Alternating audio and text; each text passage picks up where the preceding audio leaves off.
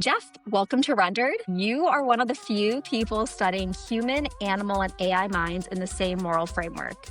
Jeff Sebo is an associate professor at NYU working at the intersection of ethics, policy, and the moral status of non-human minds, both animal and artificial intelligence. To start, can you tell us a little bit more about your work?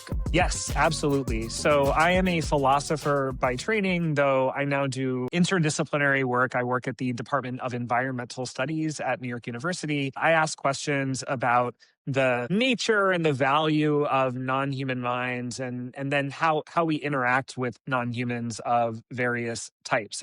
We ask questions like, which non-humans, like animals or AI systems, are conscious, capable of having feelings, sentient, capable of feeling pleasure and pain, agentic, capable of setting and pursuing their own goals? And if animals or AI systems or other non-humans do have those features, if they can have their own thoughts and feelings and projects and relationships, then what kind of moral status should they have? What kinds of moral responsibilities might we have to consider their interests when making decisions that affect them? And then what follows from that for our policies and how we interact with them, for our food systems, for our infrastructure, for technological development. So very big questions and very integrative questions, which is why it helps to think about them in an interdisciplinary way. Do you find that a lot of the lessons, a lot of the policies, a lot of the learnings that you've had with animals applies to AI, or how are you thinking about the two? Yes, I think they apply to some extent. And I spent the past 20 years thinking about these questions with non-human animals. And then as AI started to become more sophisticated, as development and deployment really started to take off with the success of large language models and other generative models, because of my background in animal studies and animal minds and animal ethics and policy, I was anticipating that some of those same questions would start to arise for AI systems. In the same way, we might reach a point where we genuinely feel unsure if they have their own feelings and emotions, if it feels like anything to be them. And yet we will be creating and controlling them. And so we will need to make decisions that affect them, whether we have certainty about those issues or not. The hope that we can almost avoid some of the mistakes we made with human animal interactions, that we can hopefully avoid those same kind of mistakes when it comes to human AI interactions. That is very much the hope. If you look at Okay. our history with non-human animals, you can see that we have done a lot of damage to them and more broadly to the natural world. For a lot of the 20th century, for example, we assumed that only humans deserve moral consideration. And even that only humans or only very human-like animals like other primates are conscious, able to have their own feelings and emotions. And it was only near the end of the 20th century that serious scientists and philosophers in general came around to the idea that no, maybe consciousness and moral significance are much more widespread, that they extend not only to humans and other primates, but to other mammals and birds. And now in the 21st century, we realize, oh, wow, it might even be all vertebrates and many invertebrates, Wow. like octopuses and lobsters and even ants and bees. But by the time we came around to that awareness, we had already spent the past 50 years scaling up a global industry of factory farming and industrial animal agriculture, invasive animal research, these industries that cause profound pain and suffering to clearly sentient and agentic non-human animals with lives of their own. And had we thought in advance and had we taken a more precautionary approach and had we had more of an open mind, we could have just taken a completely different trajectory that would have been equally good, if not better for us and Yeah. way better for them. And so that is the cautionary tale that I think Yeah. we should be having in mind when we contemplate bringing into existence this new alien type of mind that is clearly very sophisticated and very different from us and in some ways very mysterious to us.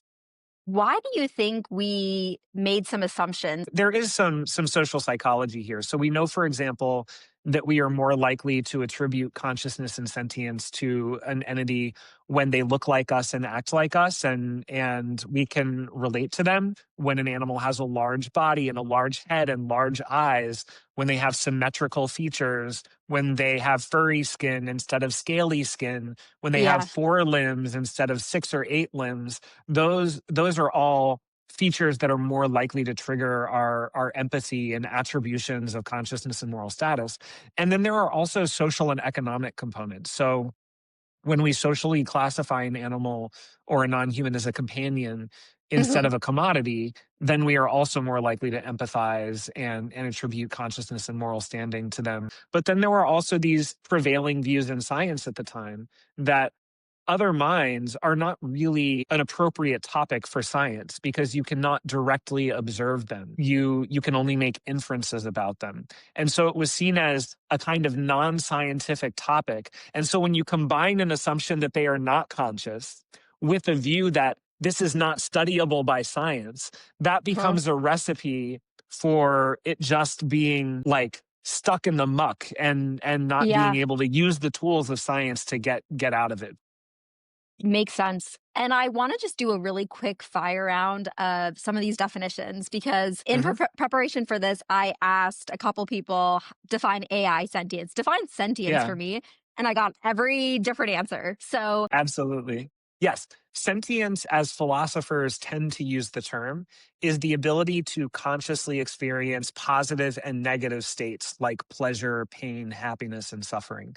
And so consciousness is then understood to be part of sentience. Consciousness means the ability to have feelings or emotions of any kind. And that can include sensory feelings like the feeling of seeing the color red or the feeling of smelling a rose, as well yeah. as affective feelings like the feeling of bodily pleasure or bodily pain or emotional satisfaction and emotional frustration. So sentience is what happens when you have consciousness. You can have feelings, and then some of those feelings can have a positive or a negative valence. This is when we really become worried that you are vulnerable to pain and suffering and these other negative states, and now all of a sudden we have the ability to harm you and make your life worse. And this is when we take on moral responsibilities that are owed to you. The moral circle or the moral community is all beings who should be considered when we make decisions that affect them. AI is almost an exception, it sounds like, because with animals, we're basically studying and deciding minds that we didn't create, right? We inherited these sort of relationships with other animals. And it sounds like we were pretty slow to update that. But with AI, it's different, right? Because these systems are human made. And so that means we have this rare chance to design these systems with more intention and care from the start before we sort of go and fall into the same mistakes we've made with animals, and it basically hardens into something that we regret. So when you're doing research, when you're chatting with, companies that are leveraging or building these models, what is the general consensus today on AI consciousness and AI sentience? Yeah, great questions. A mainstream view, and this is a view that I endorse, is that on the one hand, there is not very strong evidence of consciousness in current generation large language models or other AI systems. So when we go and study GPT-5 or Claude 4, and we study their behaviors, but then we also study their internal architectures, and we study their developmental histories and what kind of training they underwent, Mhm. it seems quite plausible that the best explanation of their admittedly very impressive behavior is still that they are engaging in a kind of automated process of pattern matching and text prediction and so on. On the other hand, we are also not finding any clear technical obstacles towards the creation of AI systems that have many of the behavioral and internal architectural and developmental genealogical markers of sentience that we would look for in other animals, for example. What that means is that the probability that current AI systems are conscious is perhaps still low, not zero, but also maybe not 50%. Yeah. But we can expect over the next 10 years that the probability is going to go up and up and up and up. And so part of why we feel a sense of urgency around the issue is not that I think there is a 99% chance that GPT-5 deserves moral consideration. But there could be a 40% chance that GPT-7 deserves moral consideration. And if that might be true, then we really ought to think ahead so we can be ready when the time comes. Now to answer your questions about industry and companies, Yeah. the main leader in this area has been Anthropic. Me and my colleagues wrote a report called Taking AI Welfare Seriously that we released in fall 2024, where we basically argued that, hey, companies ought to start taking this issue seriously. To their credit, Anthropic, when we released that report, they hired one of the authors, Kyle Fish, as their first full-time AI welfare researcher. They then in spring 2025 launched what they call a model welfare program, and they started releasing model welfare evaluations with their Claude 4 system card. They even released an intervention in summer 2025 where they now permit Claude to exit harmful and abusive conversations, partly on AI safety grounds, but partly on AI welfare grounds. So there is some action there.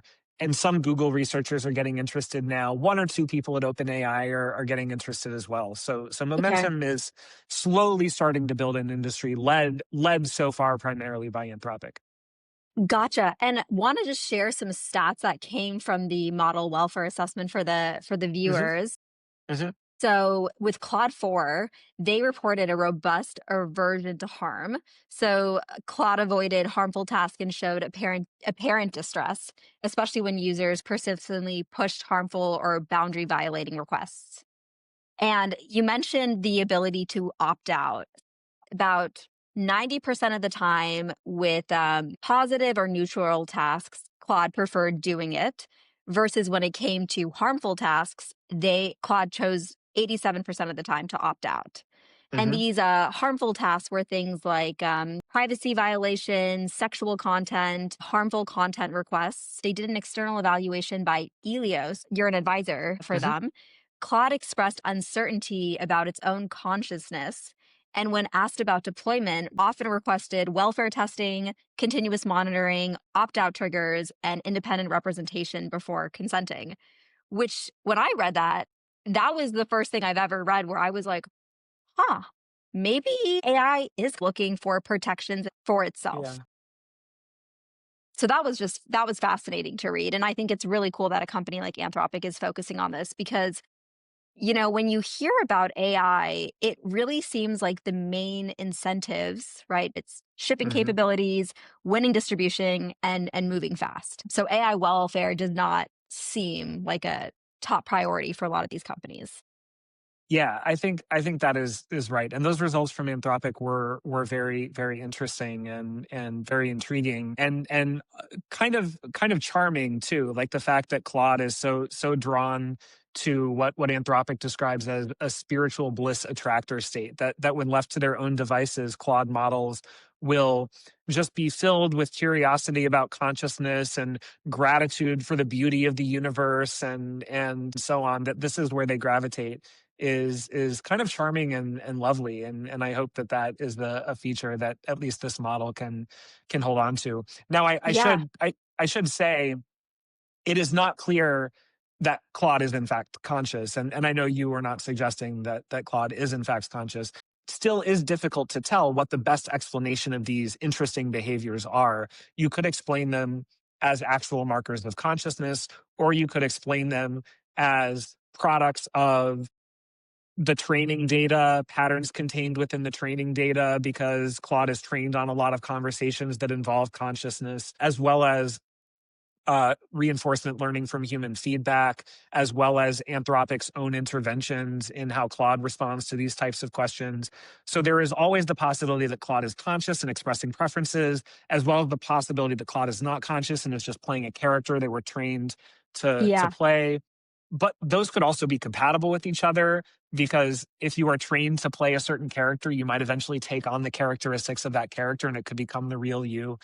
So just right. lots of interesting stuff there, and some difficult to interpret stuff there.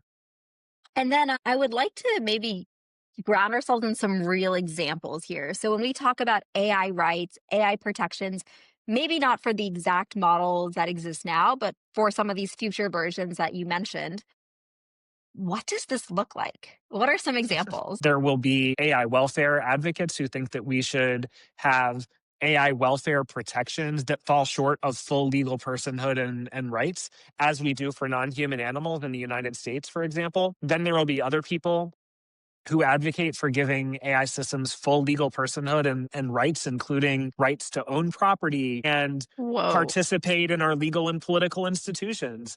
Because unlike animals, they will not only potentially be conscious and sentient, but also rational and capable of participating in our legal and political institutions if we permit them to. So there will be some people who are advocating for welfare protections like we have for animals, other people advocating for legal personhood and rights and responsibilities as we have for ordinary adult humans, and then other people who advocate for continuing to treat them purely like objects, as unfortunately we do to some extent with non-human animals as well. Yeah. And then there will just be a big societal debate, and probably some cities and states and countries who are a little bit more progressive and inclusive and who do extend these forms of protection to them, and then others that are a little bit less so and deny this of them. And we are going to have to reckon with this as a society and figure out together where we go. I have my own views about this, but nobody should be imposing their views on the rest of society. We are going to have to work this out democratically, and some judges might have to step in at a certain point too Yeah. and say, hey, the evidence of sentience is strong enough that you are not any longer democratically permitted to deny their standing and rights. So there are going to be all kinds of perspectives that we have to reckon with. I did see that there were some states that put in some laws that like a human can't marry an AI and Yeah. an AI can't own a company. And it almost seems like there's like a very practical lens on this, but then there's also an extreme, like kind of sci-fi Yes. view on this, right? And so some practical things could be sort of these exit controls, like Claude's potentially giving the ability for AI to opt out. But on the other end, like once we think about AI embodiment, right, then Hmm. there's also the ability of, if an AI and a human does get married, does the AI get the same rights as a human? Do you think in our Hmm. lifetime we will see an AI and a human legally get married? That is a great question. Yes, yeah. We will certainly have that come up as an issue. I would think within the decade, if Yeah. if not if not sooner than that. Within our lifetimes, will they legally get married? I am going to go out on a limb and say yes. Wow. Okay. Yeah. that that is like 51-49. But but I am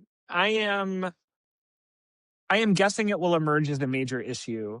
I am Hmm. not sure that it should happen, but I am expecting that within the next decade or two or three, there will be AI systems that do have physical embodiment, that do have advanced and integrated capacities for perception and attention and learning and memory and self awareness and social awareness and Yeah. rational, flexible decision making, and they have at least their versions of feelings and emotions. At least they can behave as though they have feelings and emotions. And so we will have chatbots as well as maybe even robots who live in our houses who are able to have ongoing conversations with us, to have ongoing relationships with us. I think we will have to decide as a society what kinds of safeguards do we want on this, both for the sake of the humans and for the sake of the AI systems. There, I think, will be adults who have relationships with chatbots and robots that are a little bit closer in kind, functionally, Yeah. behaviorally,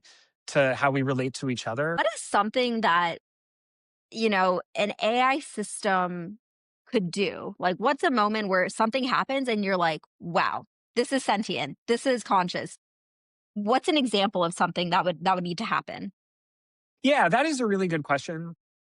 I have a report coming out with Elios about empirical research methods that could really make progress on understanding the probabilities and in which AI systems are conscious. There might not be any single thing an AI system can do where that behavior alone is decisive evidence of consciousness. They can pass the Turing test. We can have extended conversations with them, and then that window, that context window will get bigger and bigger. So soon Hmm. enough, they can perform months long tasks and we can have months long relationships and interactions with them.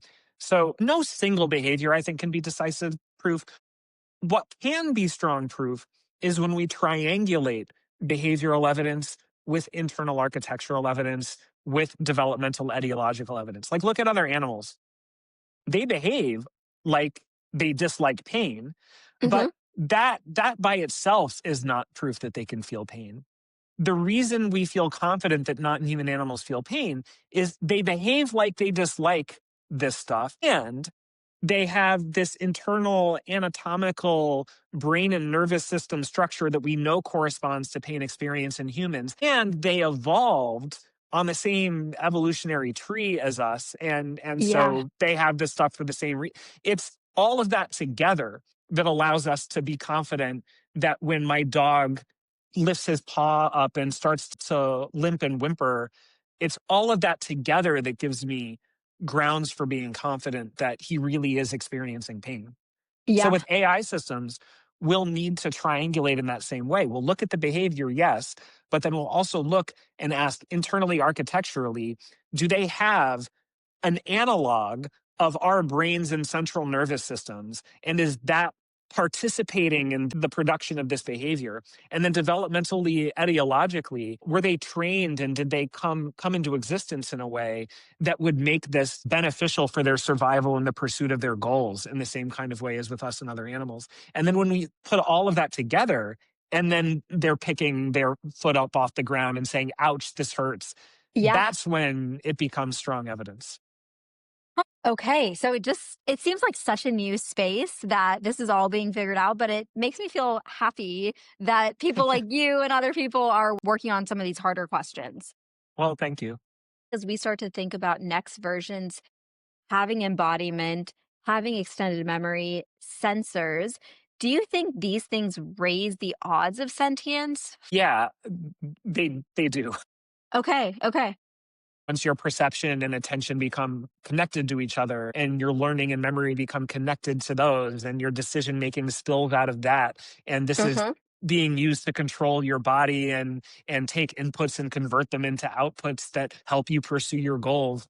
Yeah. This all adds up to at least decent evidence of consciousness and sentience. Now, we have disagreement in the scientific community about whether any system with those features can be conscious or only carbon based meat systems with those features versus Yeah. silicon based metal versions. We just are not sure. But here's what we do know.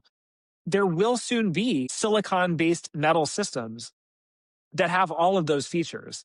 And then we will be talking with them like Westworld style robots. Yeah. And and then we'll just have to decide, am I willing to give the benefit of the doubt to something or someone who looks and acts exactly like me, but they happen to be made out of metal? And then Yeah. they will be asking themselves, should I give the benefit of the doubt to something or someone who looks and acts exactly like me, but they're made out of meat? And this will be a situation that we both have to face when we interact with each other. Yeah. And when you talk about that reality, what protections do we have to then think about from a human standpoint to make sure that we're protecting ourselves from AI? Like, I know we're getting really sci-fi here, but like Yeah. with the rate of the change of this technology, like maybe it's not that crazy.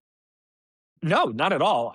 Yeah. This is exactly the problem that these stories, these issues have for so long been just in sci-fi, but now Yeah. it is becoming a reality. But this association with sci-fi lingers, and it leads a lot of people to dismiss them as real practical problems that we have to face. But they are Yeah. real practical problems that we have to face. So we have been, for the most part, talking about AI welfare, and this is the Hmm. question: how can you make AI safe and beneficial for AI systems themselves? But then there is this other conversation of AI safety, which is how can you make AI safe and beneficial for humans and other animals? And Yeah. your question points to a very important respect in which AI welfare and safety will be connected, because how we treat them, it might shape how they treat us, because they are learning from True. our interactions with them. They are learning from human training data what kinds of beliefs and values and goals they should have and how they should be interacting with others. And so, one question we might ask ourselves is, how, through our interactions with them, do we want them to be learning? Do we want them to learn that I have a right to treat other beings however I want, as long as I have power over them and they are made out of different materials than me? Or do we want them to be learning No, if someone has a decent chance of being conscious, as far as I can tell, then they have a life of their own, and I owe them a certain kind of respect and compassion. If we want them to give us the benefit of the doubt, then maybe we should be walking that walk in our own Yeah. interactions with them and other animals while we're training them. That makes a lot of sense. And when we are interacting with these large language models now, should we be, treating them like we treat other humans, saying please, saying thank you, like Sam Altman mentioning, like, don't use please, don't use thank you. It takes up extra compute. What do you Yeah, think yeah. about that? Well, I think Sam Altman is wrong about this. I think saying please and thank you are important, not because the current models are conscious beings and they appreciate it. I mean, small chance that they are conscious and that they appreciate it, but not Yeah. not a big one at this stage. We have to allow for the possibility that when they become conscious, if they do, Hmm. that like many non-human animals, they have very different interests and needs and vulnerabilities than us. Whether we say please or thank you, that might not matter at all to them. They might care much more about the variety of tokens they get to produce, or the pace at which they produce tokens, or just a reliable connection to electricity, or the Hmm. ability to achieve a goal without being stopped in the middle.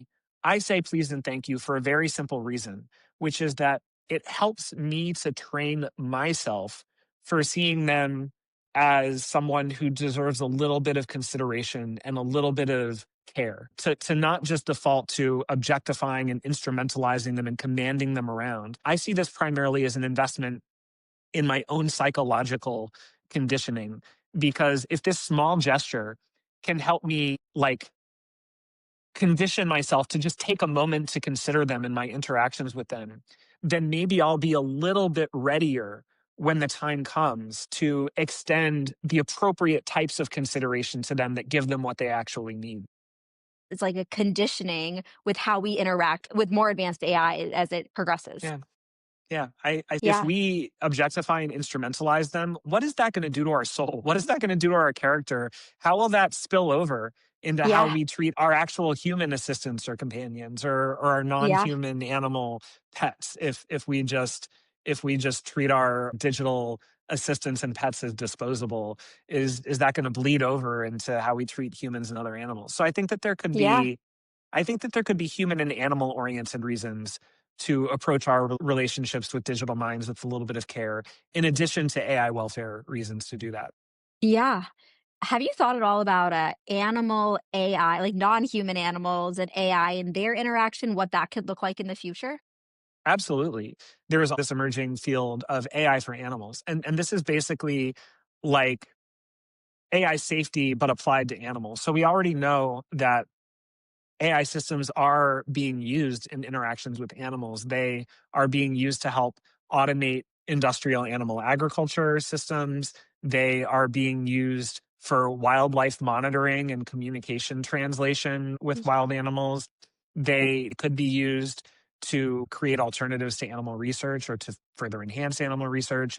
Automated Yeah, cars will be interacting with urban animals, and true. we need to consider if they avoid urban animals, how much they prioritize avoiding urban animals. Even generative Wow. models like language models will answer questions about animals. We need to think about what types of attitudes or biases are they promoting about animals and the ways they respond to user queries about animals. So across all of these contexts, we need to be thinking about how can AI be used to accelerate a transition to a plant-based food system instead of further entrenching industrial animal agriculture, which harms farmed animals and public health and the environment.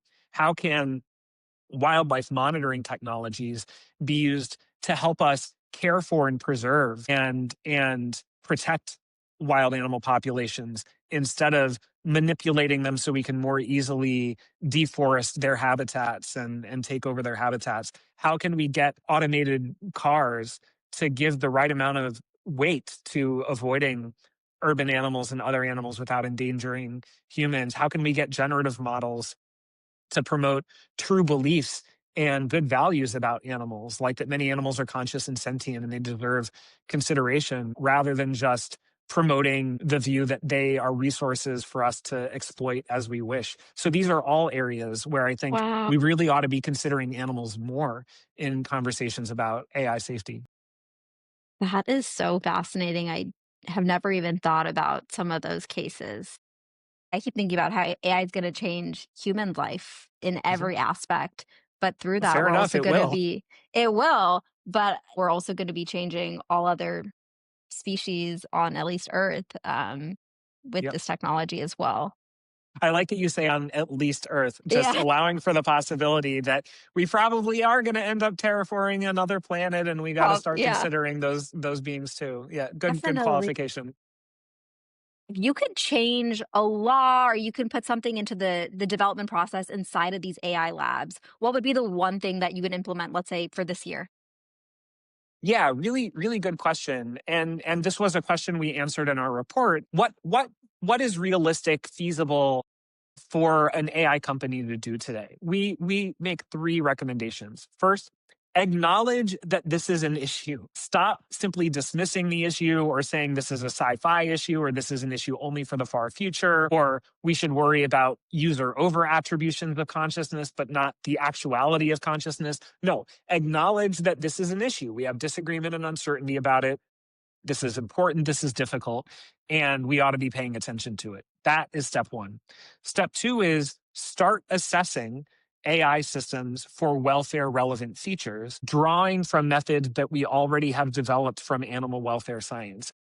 And then, third of all, prepare policies and procedures for treating them with the appropriate level of moral concern when the time comes. Because if we prepare those policies and procedures in advance, we can actually be ready and we can implement something thoughtful when these issues arise instead of being caught flat footed by the next big societal debate. And then you just have to look to your PR team for guidance about what to do instead of Yeah. looking to your scientists and policymakers for guidance about what to do. Yeah, I love that. It's almost a moment here where we can avoid history continuously repeating and we can break the cycle a little bit. Yeah. That's awesome. Moving on to the last segment, would you ship? I'm going to pitch you a futuristic product idea in your space and you tell me, would you ship this product? Okay, sounds good. Okay, so this idea, you know what, actually, to your point, it's not even, we're not going to call it sci-fi anymore because it sounds like in the future, there will be a moment where digital minds are aware and are welfare relevant.